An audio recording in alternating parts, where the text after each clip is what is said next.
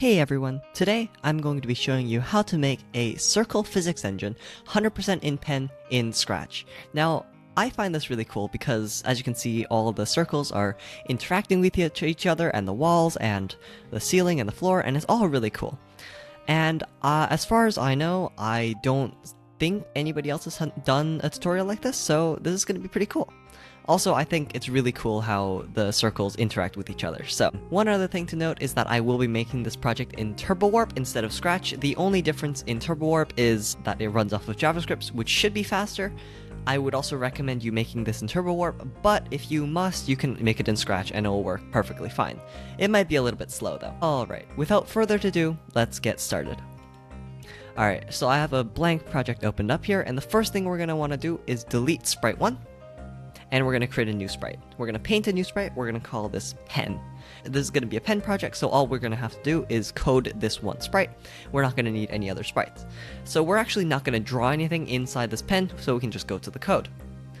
And the first thing that we're going to do, since this is a pen project, is set up lists for every single one of our circles. We can't really have clones in a pen project because that's a clone project, not a pen project. So the only way this can be a pen project is if we use lists. And lists can store the X and Y positions of all the circles and all the velocities and stuff like that.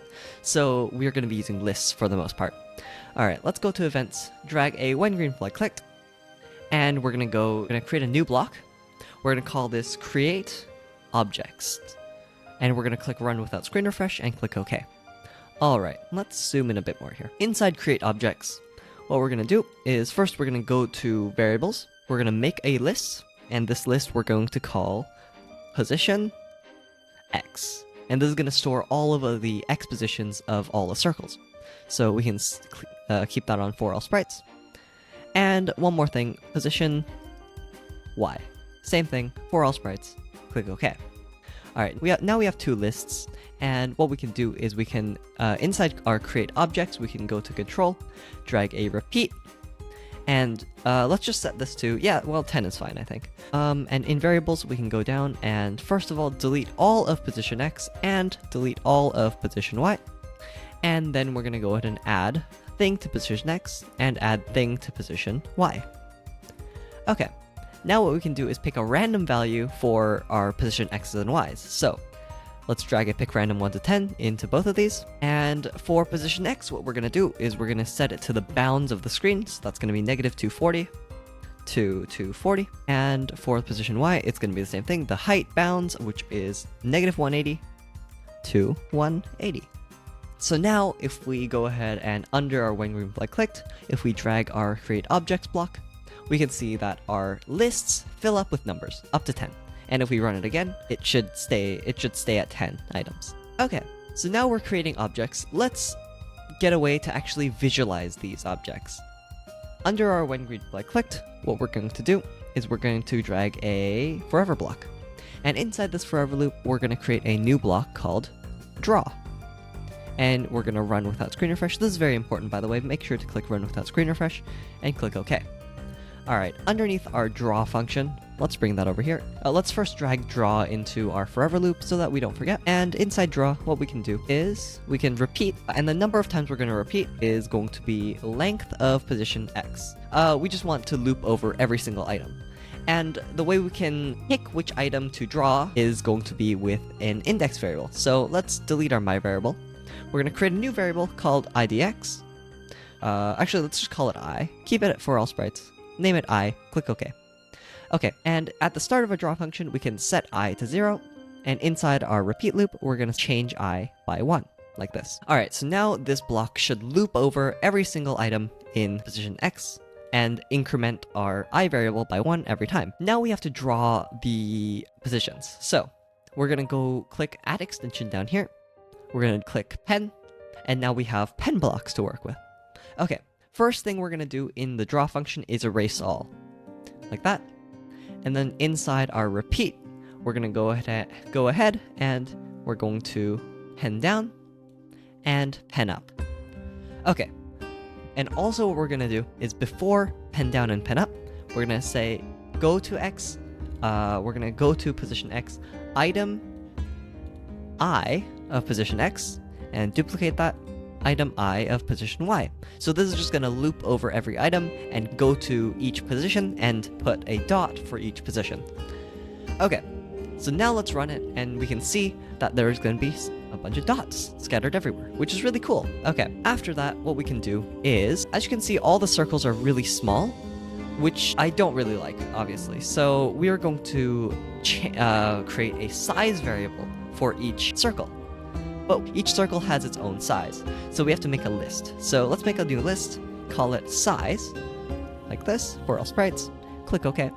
Alright, and inside our create objects block, let's just move that over here. What we can do is delete all of size at the very beginning and add something to size down here. What we're gonna do is bring a pick random block, and let's just say a size of 5 to 12. That should be a good size. And one thing I do want to do is have decimal sizes. As you can see, all the sizes are just integers, meaning they're all whole numbers without a decimal point. But I don't really like that. So what we can do is inside this random block, we can add 5.0 to 12.0. And this should actually enable us to get a random number with a bunch of decimal points. One sec. Yeah, there we go. Yeah, as you can see, there's a bunch of decimal points, which makes the sizes much more varied. Okay. Now that we have sizes, we have to actually draw those sizes to the screen. And fortunately, this is really simple. Inside our draw function, all we have to do is set our pen size to the item I of size. So let me just do that really quickly. Item I of size. There we go. Okay, so if we hide the size list, as you can see, all the circles are different sizes. That's really cool, and if you refresh it, as you can see, the sizes change. Okay, one more thing I do want to do is change the colors of each of these circles. This is a little bit more complicated, but not that complicated. We're going to create another list. We're going to call this color for all sprites. Click OK, and what we can do is add inside our create objects block. What we can do is first of all delete all of color. Then we're going to add pick random 0 to 16,777,215 to color. Now, why this number specific? Well, this number is actually 256 times 256 times 256, which is what the RGB color system allows for. And there's a really simple way to display our colors with this RGB value. All we have to do is come over here. Yes, inside our pen, inside our draw function, we're going to grab our pen color to some color. We're going to drag that above our pen down. Remember, it has to be above. And make sure it's this color selector, not the number. Okay. As you can see, yep, this is the color selector and not the number. Okay, now inside here, what we're going to do is drag a plus, and we're going to drag a modulo block like this. Okay. And now inside this first block, what we can do is drag item I of color into the first box, mod 256, and then over here, same thing, item I of color. So this, if I haven't messed up my math, should allow us to have many different colors displaying on the screen, and it seems like it does. So I think that's working. And yeah, okay, let's get these circles moving. Okay, the way to do that is by giving each circle a velocity, and the easiest way to do that is with a list. So we're going to create a list for the velocity x component and the velocity y component of each circle. So let's call this first list velocity vel x, maybe vel x for all sprites, and another one vel y. And let's go ahead and at the start of our create object block, we can delete all of vel x and delete all of vel y. And then inside our repeat block, we can add vel x and vel y to our lists. Or yeah, we can add things to those lists. And let's grab a pick random block. For these vel x and vel y's, I'm just gonna set them to be -2 to 2. And same thing for the vel y. And what you might notice is that all these numbers are integers, and I don't really want that. I want more variation in these velocities, so we can add a 0.0 to the start of these. You can add it to 1 and it still works, but to make it look nicer, I do both, like this. And now, it should give us decimal velocities. Okay, now let's make these circles actually use these velocities and move around. Okay, what we're gonna do is, over here in our when green flag click loop, in our forever loop, what we're gonna do is we're gonna create a new block, call it update. Run without screen refresh. Remember to click run without screen refresh for this one. This one is very important for it to be run without screen refresh, and click OK. Okay, define update. Let's drag that above our draw block. It can be below, but it makes more sense to be above because we want to update the circles and then draw. Okay, and inside our update block, let's just drag this over here. This is going to be a really long block, so what I'm going to do is split it up into multiple blocks. Inside our update block, what we're going to do is we're going to loop through every single item. So actually what we can do is go over to our draw function. We can just duplicate all of this, bring it over here, and remove the erase all at the top, like this, and remove everything underneath the change I by 1. Yeah. So we just need this block of code. Okay. And what we can do now is we can embed more and more define blocks, or we can create more and more blocks inside this update block, and we can separate them based on what they actually do, such as moving the circles, updating the velocities, or adding gravity, for example. Okay. So let's create a new block. We're going to call this one update dash move, because this is going to handle the movement of the circles. Run without screen refresh, click OK. Okay, we're going to drag update move inside our update block underneath the change I inside the repeat loop. And inside this move block, what we can do is we can go ahead and drag a replace item 1 of color with thing. We're going to change color to be position X. We're going to change this replace item 1 to be item I, because remember, we're looping through every item here, so this is just going to be every item that we loop through. We're just going to replace item I, or this item, of position X with something. And what are we going to change it to? Well, we're just going to update the positions with the velocity. So we're just going to add the velocity onto the positions. So really simple, we're just going to grab a plus. We're going to grab a item 1 of, change that to position X, change that to an item I of position X, and inside the plus, we can just duplicate this, and item I of velocity X. And what you should see now is that if you want to run the project, as you can see, the circles are moving left and right, which is really cool. Okay, now let's add up and down movement as well. So we can duplicate replace item I of position X, put that down here, and we're just going to replace every instance of position X with position Y, and velocity X with velocity Y. So here, position Y, and velocity Y. And now, if you run the project, you can see the circles actually moving. And that's really cool. But as you can see, they're kind of getting stuck to the edges of the screen, which I don't really like. So let's make the circles bounce off the edges of the screen. Okay, that's gonna need another update block. So let's go to my blocks, create a new block, call it update bounce, like this. Run without screen refresh, and click OK. Okay, and inside this update bounce block, okay, wait, remember to put this update bounce block inside our update block, and that can go above our update move block, like this. Actually, no, let's put it below. It doesn't really matter in the long run, but it kind of matters. Okay, and inside our update bounds block, what we can do is we can check if our circle is outside the bounds of our screen. Alright, and there's a pretty simple way to do this. All we have to do is, first of all, let's create a few variables to tell us where the bounds of the screen are. So let's create a new variable, bound X for all sprites, and bound Y for all sprites.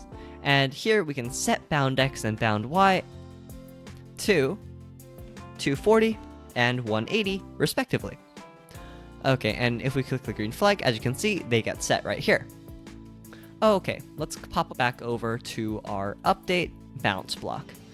And now we can check if the circle is outside of the bounds. So let's check the X first. So the best way to do that is drag a greater than block, and drag the bound x variable into the second box and the item I of position x into the first box. So item I of position x. Okay, if item I of position x is greater than bound x, then we can bounce the circle. But you might notice that this can be negative, and the bound x is positive. This is 240, this is negative 279, which doesn't really work because this is never going to be greater, even though we are technically outside the bounds if we're at x negative 279. So what we have to do is actually take the absolute value of this. So the abs in the operators, just drag that into the first box, and drag our bound x into the second box. Okay, and if this happens, all we have to do is invert the velocity, right? So what we can do is replace item I of velocity x with, grab a multiply, item I of velocity x multiplied by -1. So that should just invert it, and if we run it, it does work. Okay, great. Okay, but there's a chance that the circle kind of gets stuck on the edge of the screen and kind of keeps bouncing back and forth. So just in case, what we're gonna do is we're gonna go ahead and set our position to be aligned with the edge of the screen. So what we can do is replace item I of position x with bound x. But this, you might notice, is an obvious problem. If the circles hit the left edge of the screen, they just kind of warp to the right, which isn't really good. What we're gonna do is we have to check which side our circle is on and bounce it off of that side respectively. So what we can do is multiply our bound x by, we're gonna grab a division, and we're gonna grab an absolute value up here. Okay, and in the first box, we can actually, in both boxes, we're just gonna drag the item I of position x. We can just duplicate them from here, and that's all we're gonna do. And that should be a sign checker, which basically checks if it's negative or positive. If we just multiply it by this should just work. And if we test it, there's no circles going to the left or right. Let's see this one. Yeah, awesome. And this one, yeah. Okay, they are bouncing correctly on the left and right edge. Now let's make sure that they can bounce correctly on the top and bottom as well. So all we have to do for that is duplicate this if condition and replace every single x with a y. So absolute value of item I of position y is greater than bound y, then replace item I of velocity y with item I of velocity y multiplied by -1, replace item I of position y with bound y times item I of position y and item I of position y. And if we just drag this down, this should just work, and that's pretty cool, I think. Let's see. Yep, they do bounce off the edges of the screen correctly now. Okay, but one thing I am noticing is that the circles are kind of just stopping in the middle, like this, where when they should really just be bouncing off the edge of their circle, they're actually bouncing off the center of their circle, which I don't really like. So the easiest way to fix that is just inside our update bounds block. All we have to do is subtract from our bound x over here, right here, bound x, subtract. We're gonna subtract our size divided by 2, because when we're rendering these circles, the size of these circles is actually the diameter, but we actually want the radius, right? If we want to bounce the circle off the edge, we need to bounce it off of the radius instead of the diameter. So all we have to do here is duplicate this, change this to a size, and then divide by 2. Yes. Okay, bound x like this. Okay, and all we have to do now is also over here, instead of just bound x, we need to replace this with this entire expression here. Alright, and if we do the same thing down here, all we have to do is subtract and divide by 2 like this, and then same thing in this little box here. This one. Okay. And now this should actually work perfectly. So If we test it, yeah, as you can see, the circles actually bounce off of the radius instead of their center, which is really nice. Alright, now that we have circles that will stay inside of our canvas, now we can actually handle collision detection. Now, collision detection is really complicated for a lot of reasons, but luckily we're dealing with circles here, so fortunately it's not going to be as bad as you might think, but it is still going to be quite complicated, and it's going to require a lot of blocks. Okay, let's get started on that. Let's create a new block, call it update-collisions. This is going to store all of our collision logic. Run without screen refresh, click OK. And we can drag this, let's drag this above our bounce block, here. Update collisions above our bounce block.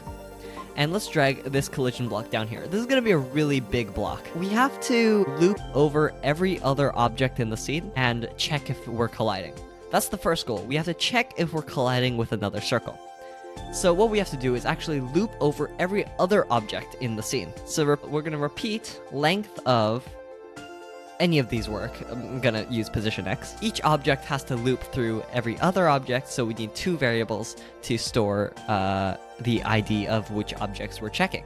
So we're going to create a new variable called J for all sprites. Click OK. And, what we're going to do is at the start, we're going to set J to 0 and change J by 1. Now this should be looping over every object for every object. So first thing we're going to do is if not I is equal to J. So because we don't want to check if we're colliding with ourselves, because that doesn't make sense. So we're going to check if, we're going to first check if the IDs are not the same. And if they aren't, if they are the same, that means we're colliding with ourselves, which doesn't really make sense, so we're just going to ignore that. And now we know that we're colliding with another object instead of us. So we can actually run a distance function to see how close we are, or how far we are from the circle to check if we're actually colliding. Speaking of that distance function, let's write it. So we're going to create a new variable, call it distance, and we're going to set distance to, and we're just going to write down the Pythagorean theorem here. We're just going to go ahead and we're going to grab the absolute value block, change this to a square root. So the square root of, drag a plus, drag a multiply into both of these, and then drag a subtraction over here, just so we can write it easier. Okay, this is going to be item I of position X minus item J of position X.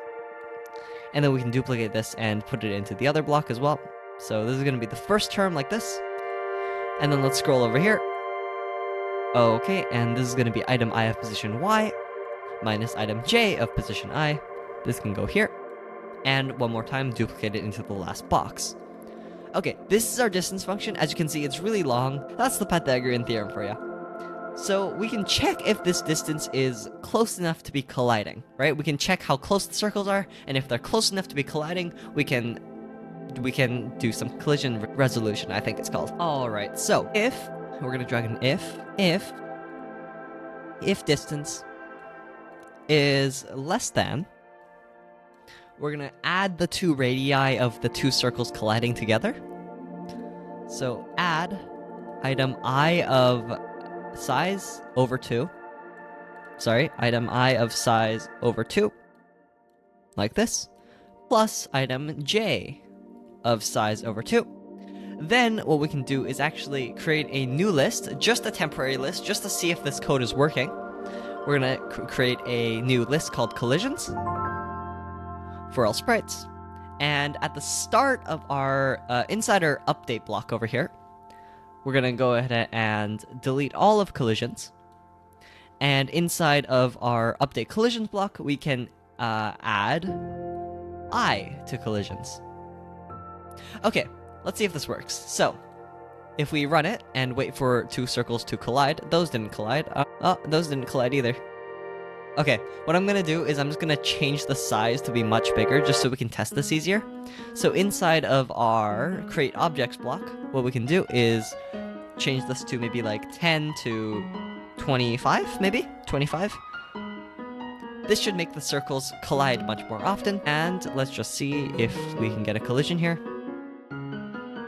Oh, there we go, yeah. So those two circles collided and it added to the collisions list. One more thing I'm gonna do is I'm going to make the circles red if they collided. Inside of our draw function, we can grab an if, drag this set pen color block out here like this.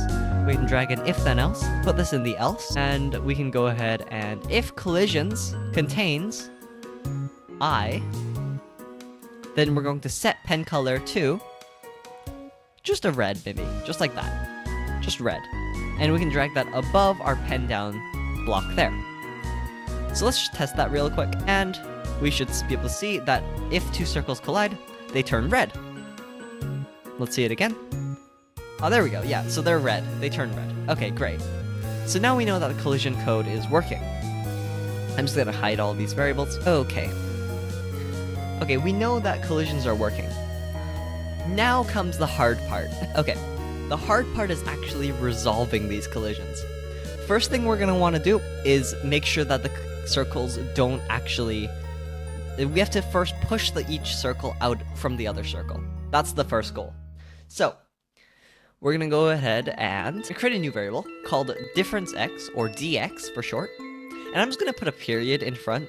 This period is just so that I know that this variable is for the distance or for the collision calculations, so that I don't mess it up with a different dx that I might write later. So just put a period there. Same thing for this distance variable. We can rename this, add a dot there. And we're going to create a new variable, dy, with a dot in the front. Okay, for all sprites, click OK. Okay, and what we can do is set dx to...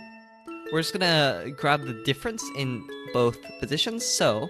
Actually, I think it's this here. We can just duplicate this from the distance. It's just this. Item I of position x minus item j of position x. And we can actually duplicate that again. Change this to a dy. Change this to a position y. Change this to a position y. Okay, and if we check those values, if two circles collide, they should update. And it seems like they do. So I think it's working. Now we have to calculate the amount of overlap. The amount that the circles actually overlap by. Because if the circles overlap by a little bit, we only have to push them away a little bit, and if they overlap a lot, we have to actually move them quite a bit more distance to resolve the collision. Okay, let's create a new variable, dot overlap, like this. For all sprites, click OK. Okay, and we can set dot overlap, not there, set overlap to, this is just going to be this function here, this little bit of code we wrote here. That's inside the if block. It's just this. So set overlap to that. Okay.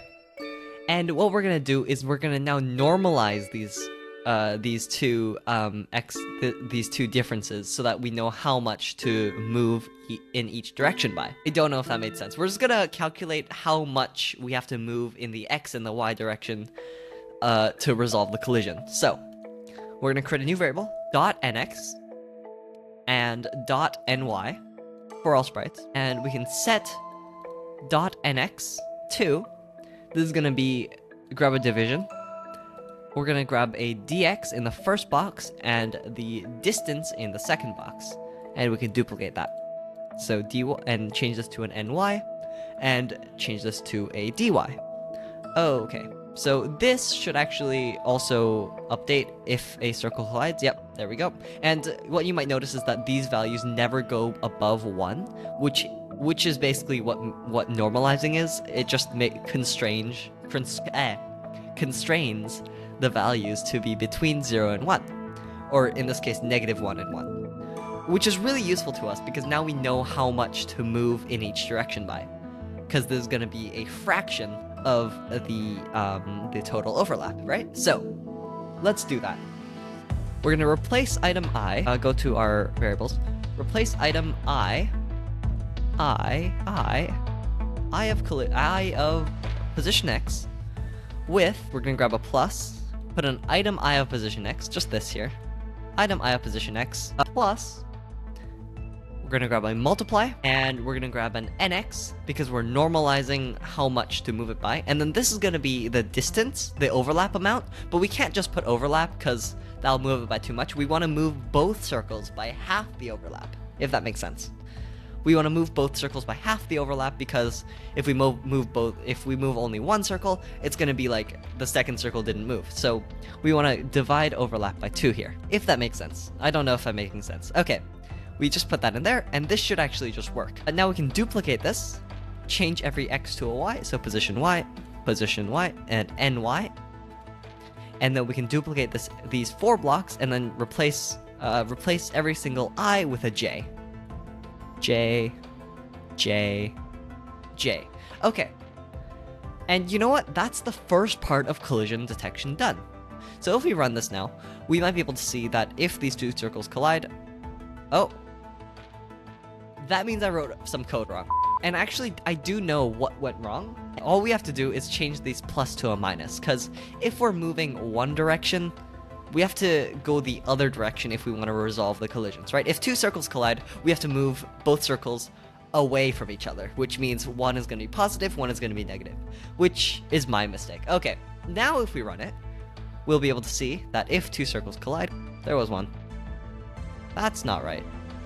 What did I do wrong this time? I know what I did wrong. Inside our overlap, we have to actually subtract the distance between the 2 circles, which is going to give us the amount of overlap, which is another mistake that I made. Oops. Okay, well, if we just do that, that should actually work now. Just subtract distance from the function of overlap here. And now it should work. Yes, okay. As you can see, the circles are trying to separate themselves. If they're inside each other, they are trying to get away from each other. One thing you might notice, though, is that these collisions aren't actually very accurate, because these velocities aren't changing. If 2 circles collide, I would assume that they would bounce off each other, right? Okay, let's implement bouncing, which is also really complicated. Actually, it's probably more complicated than what we just did. Now we have to consider the velocity of, we have to now consider the velocities of each circle and kind of do the same thing as we just did. So we're going to create a new variable, .rvx, which stands for relative velocity in the x direction. And we're going to create another variable, .rvy, which is relative velocity in the y direction. Okay, and what we can do is set our rvx to, we're just going to grab the distance, so item I of velocity x minus item j of velocity x, and that's the difference which makes the relative velocity, right? The difference between 2 variables is the relative difference between them. And we can duplicate that and change this to an RVY, velocity y, and velocity y. Okay, if we run this, we should be able to see that if 2 circles collide, if 2 circles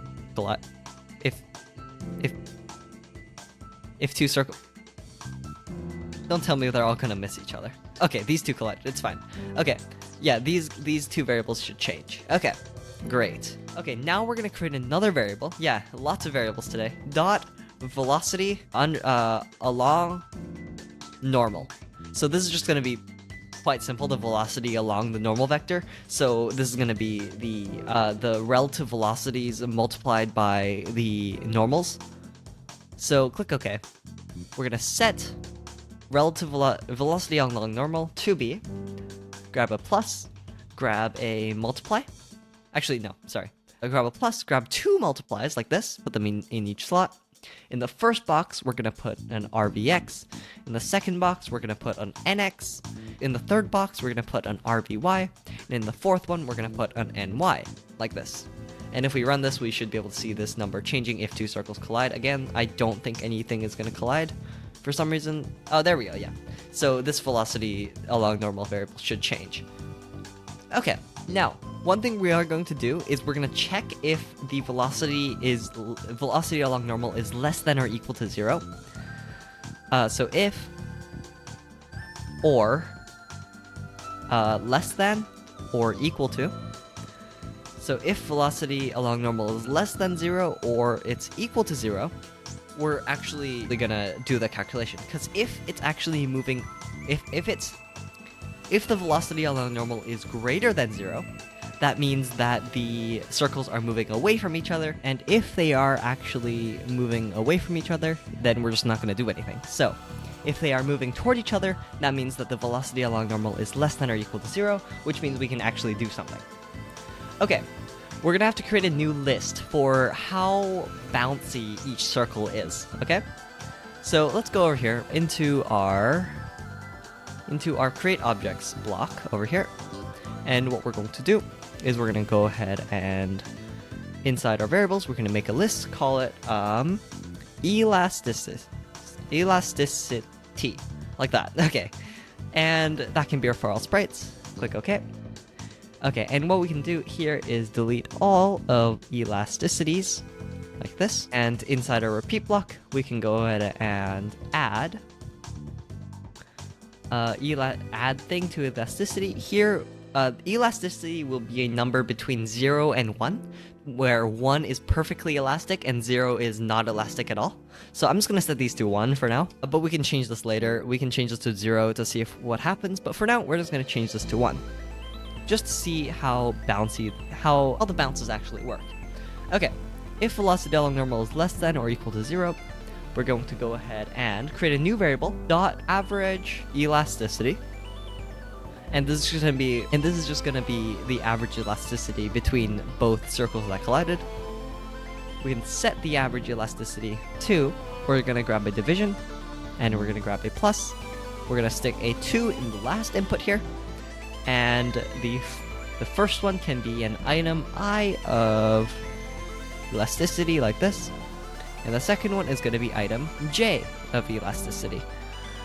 Okay, now we're going to create another variable, yeah, that's a lot of variables, dot impulse, and this is just going to be the amount of force experienced by each circle. Dot impulse, click OK. Okay, and set dot impulse, or just impulse I guess, I'll just call it impulse.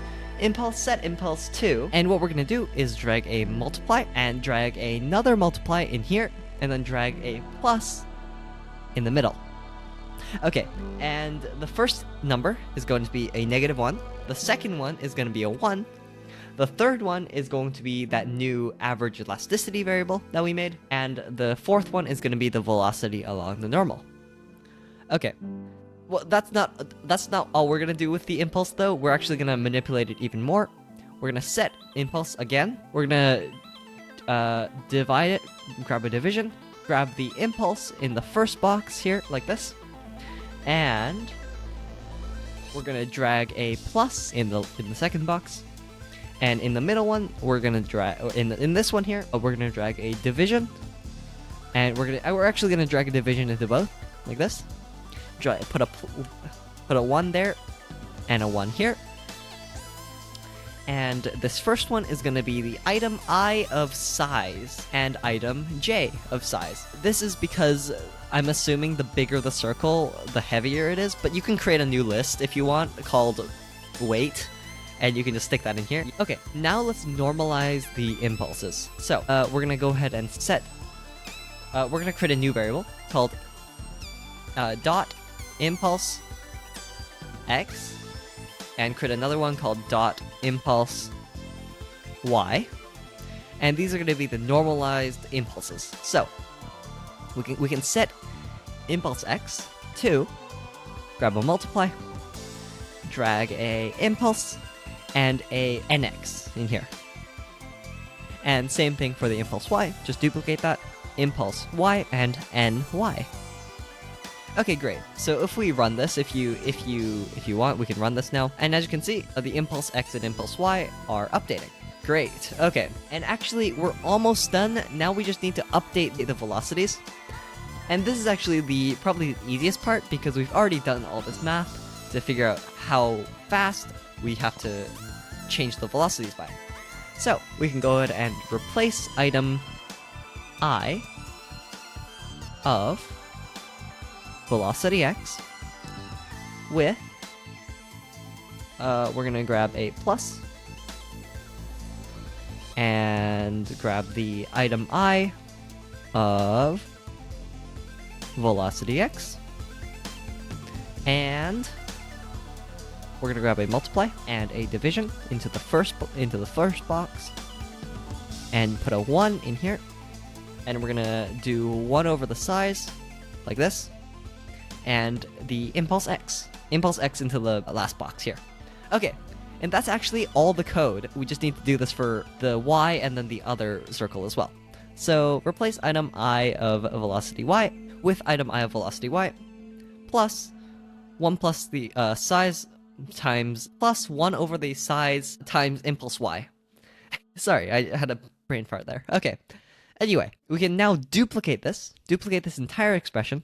We can change. Now we just have to change everything to a j. J, j, j, j, j, and j. Okay, and one last thing to do is change these plus to a minus. Plus to a minus, plus to a minus. So it should look like the i's should have pluses and the j's should have minuses. And that's actually all the code. So that's the entire, actually, let's just zoom out at the monstrosity we've created. Yeah, that's the collision code. Yeah, it's quite massive. But this should actually work. And let's just test it. So these two should collide, and as you can see, they actually bounce off of each other, which I think is really, really cool. And honestly, I could watch this for hours. Okay, anyway, what we're gonna do is we're gonna change the size back to what it was before. I think it was 6.0 to 12.0? No, it was 5.0 to 12.0. There we go. And if we run it, this should work fine if we haven't messed up any other code.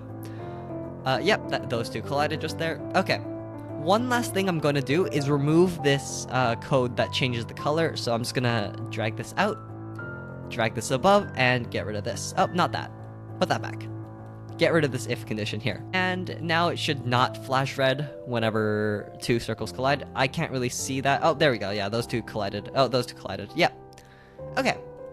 One last thing I want to do is add gravity. So we're going to go ahead and inside the update block, we're going to create a new block, update dash gravity, run without screen refresh. And this is probably the simplest line of code we've written this entire video. Variables. Replace item I of velocity y with grab a plus. I should zoom in. Item I of velocity y. And we're going to create a new variable. Actually, we're going to create a new variable called gravity. And we can initialize that over here in the when we're clicked. Set gravity to, let's say like 0.5 maybe. And over here in our update gravity code, we have to just, instead of adding, we're going to go ahead and subtract. Subtract, not like that. Subtract from this gravity. Where's the gravity variable? There it is. Okay, and this should actually just work, I think, unless I've messed something up. I have messed something up. What is it? I think I just didn't put it in. Yeah, okay, I didn't put the block in.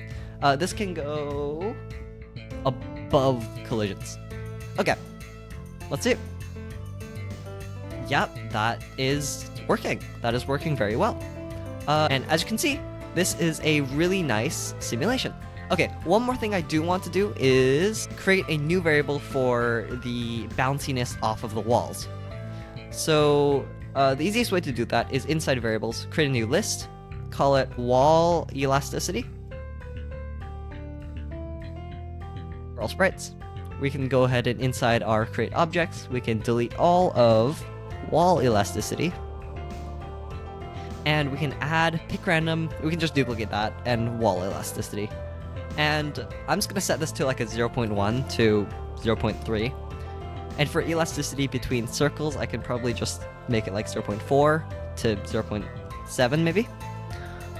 And over here inside of our update bounce block, what I'm going to do is here, I'm going to multiply, replace item I of velocity x. We're just going to multiply this by item I of wall elasticity. Okay, great. And we can just do that the same for this one here. Okay, great. And now it should actually just work. Yep. Okay. Awesome. Awesome. As you can see, they kind of don't bounce on the ground as much, which I think is really cool. All right, let's just add like 200 circles just to see what happens. Whoa, that's a lot of circles. Okay. Well, as you can see, it's handling it pretty fine. Well, these bottom circles are kind of jiggling, but it's fine. I think that's because of the frame rate of Scratch just not allowing enough updates for the circles to be pushed out. Anyway, and if you enjoyed this video, I highly recommend checking out this other video that I made about making a shooter in Pen, which is also really cool and teaches you a bunch of things about Pen as well. So I would highly recommend checking it out. On that note, thank you for watching, and I'll see you next time.